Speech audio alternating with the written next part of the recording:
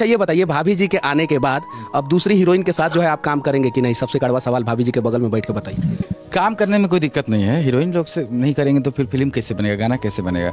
काम तो करना ही पड़ेगा। हाँ, तो आप भाभी जी को भोजपुरी इंडस्ट्री में मौका देंगे कि नहीं आने का? नहीं सब ये देखिए, आपन मेहरारू नहीं आनी चाहिए यार। आप दूसरे किसी के साथ काम करेंगे, ये तो गलत है ना। हाँ, ऐसे गलत है। हाँ। ये घर की है। हाँ।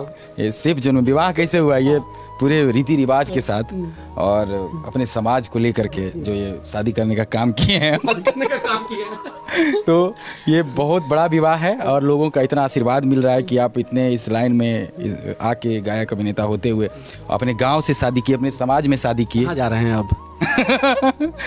इधर ही किधर?